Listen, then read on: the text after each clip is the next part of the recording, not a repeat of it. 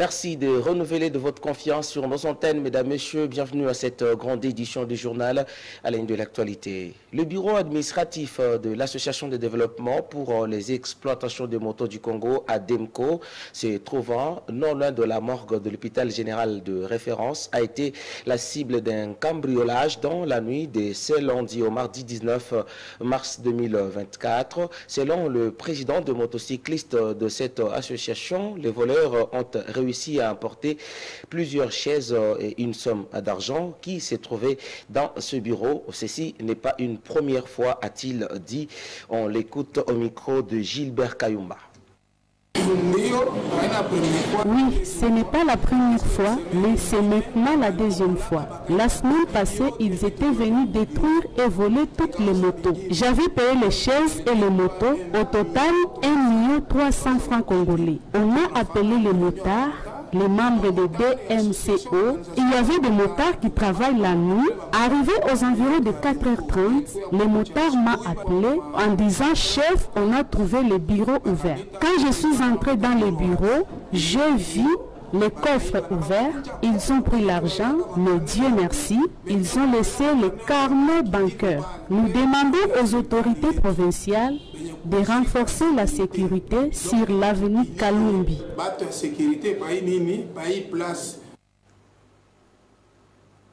Et Kabangu Kubalala, vice-président de ADEMCO, appelle les autorités de la province du Tanganyika à trouver des solutions idoines à des embouteillages qui se voient ce jour sur la route de déviation Kalumbi suite à l'inondation du boulevard Lumumba, car les accidents continuent à se produire sur cette partie de la ville de Kalemi. On l'écoute au micro de François Sadi, Céline Seloua Kolongo et Milingano Yango Marcela.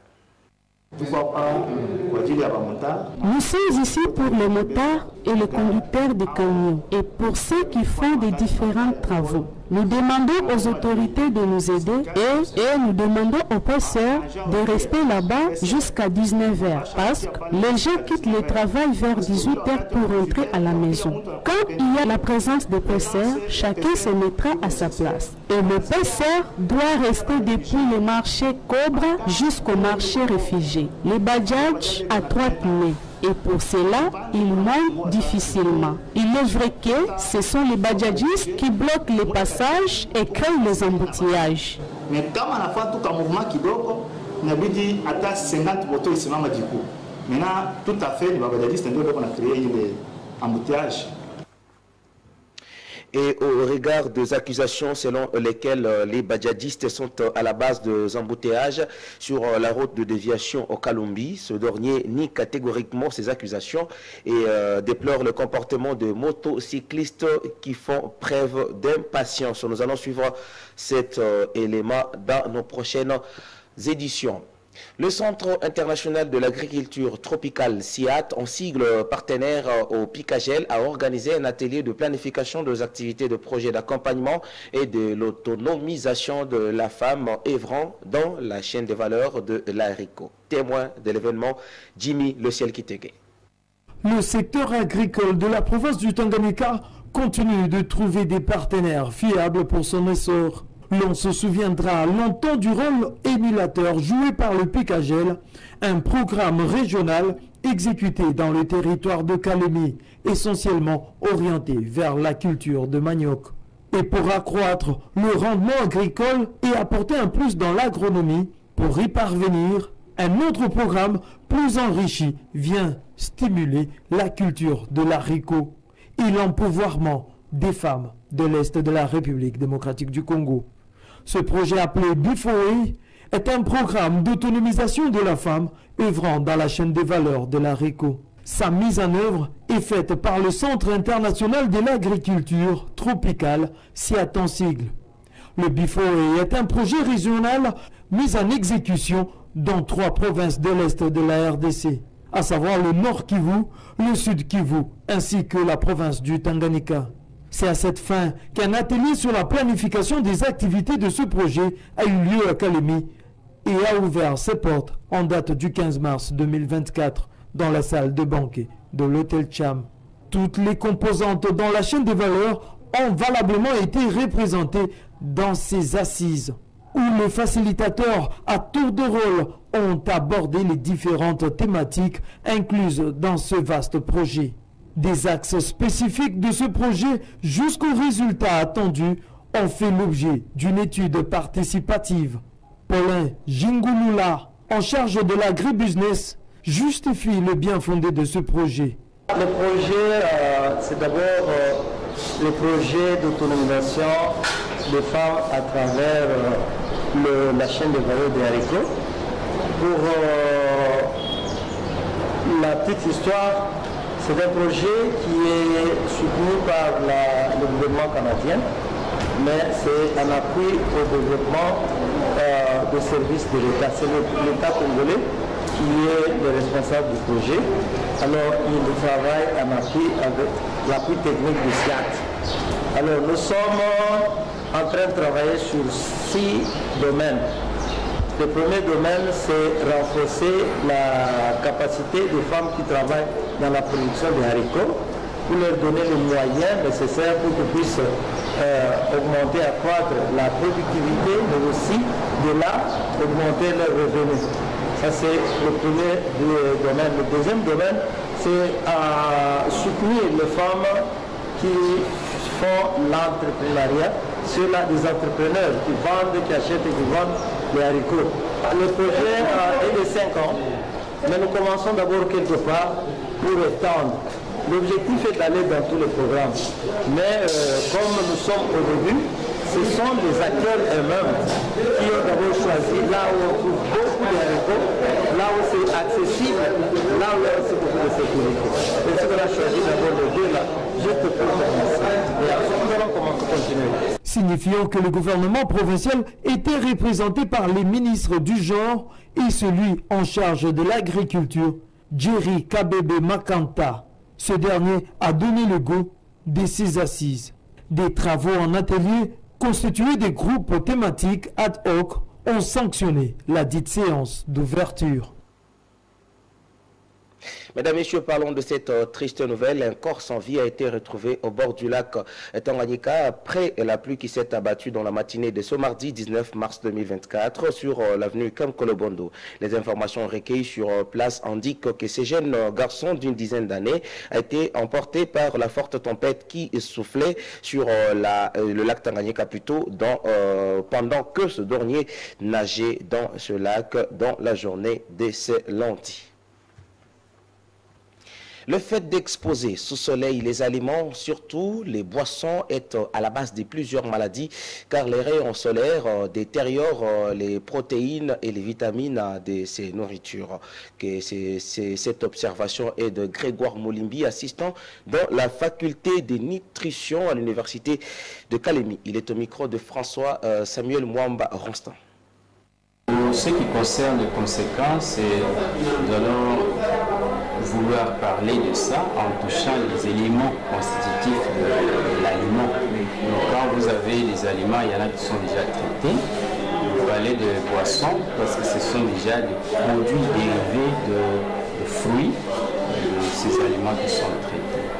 Et à l'intérieur, il y a des nutriments que nous avons besoin, qui seront utiles pour l'organisme, parmi lesquels les glucides, les protéines ainsi que les lipides. Il y a aussi des minéraux que l'on peut trouver à l'intérieur.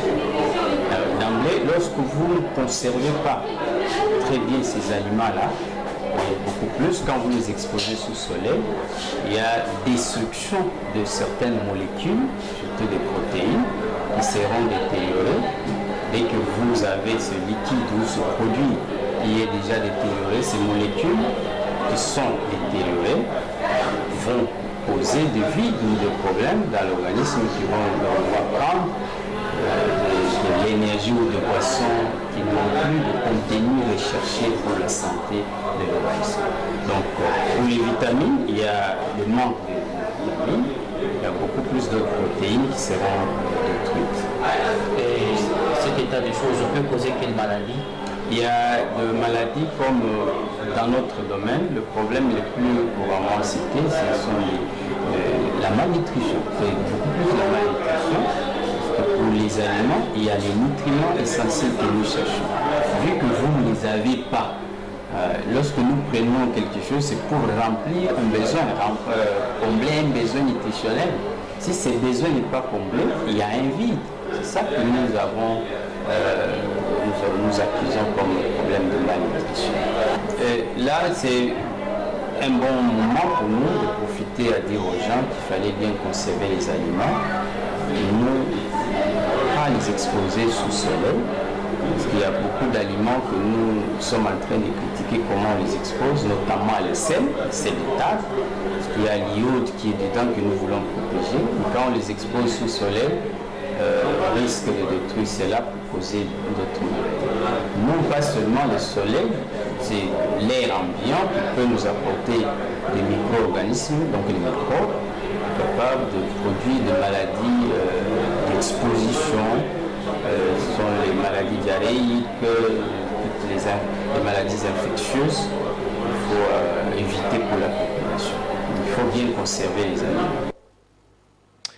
Malgré la condamnation à 6 mois par les tribunaux, Stanislas Boujakera quitte enfin la prison ce mardi. Ce titre est de Forum 2As, largement commenté par les médias quinois paru le matin du mardi. Melchior Katontonokolo intervient avec ses commentaires dans cette lecture de la revue de presse.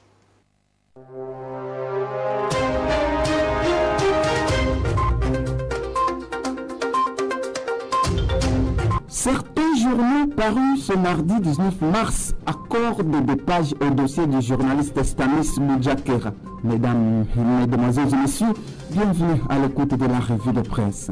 Le tribunal de grande instance de Kinshasa-Gombe, siégeant en audience foraine au centre pénitentiaire et de rééducation de Kinshasa, prison de Makala, a condamné à 6 mois de prison le journaliste Stanis Boujakera et exigé une amende de 1 million de francs congolais, près de 400 $ américains, pour avoir diffusé une fausse note des services de renseignement de la République démocratique du Congo imputant la mort de l'ancien ministre Chéribin Okende au renseignement militaire, rapporte l'agence congolaise de presse, l'ACP. Arrêté le 8 septembre 2023, rappelle l'agence, il a été ainsi condamné pour falsification et contrefaçon, 6 mois de prison et faux en écriture, également 6 mois de prison assortis de circonstances atténuantes. Malgré des preuves présentées en faveur de son innocence, notre Forum des As, les juges ont déclaré Stanis Boujakera coupable de toutes les infractions qui lui étaient reprochées,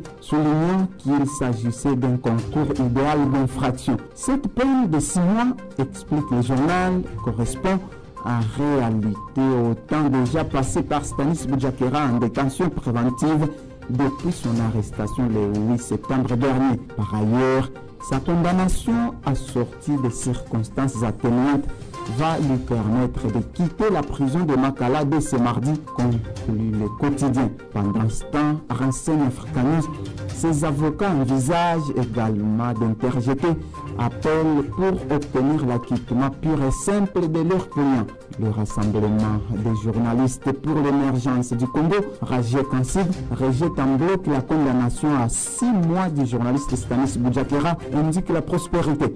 Selon le Rajek, ajoute le tabloïd, cette condamnation honteuse s'apparente à un arrangement politique et non une décision judiciaire. Il invite par ailleurs Stanis Boujakera à interjeter appel pour aboutir à son acquittement, conclut la prospérité. Relance du programme sino-congolais, c'est dans un autre registre où les tabloïds congolais reviennent sur la relance du programme sino-congolais. Les activités du programme sino-congolais ont été officiellement relancées lundi 18 mars à Kinshasa, au siège de l'agence de pilotage, de coordination et de suivi des conventions de collaboration entre la République démocratique du Congo et les partenaires privés APCSC, en sigle par le Premier ministre, rapporte l'agence congolaise de presse. Je voudrais ici assurer l'accompagnement de la primature en tant que tutelle de l'APCSC pour le bon fonctionnement de ces programmes, pour que nous puissions ensemble répondre aux grands défis du développement de la République démocratique du Congo, notamment par les programmes sino-congolais et par les autres conventions à venir,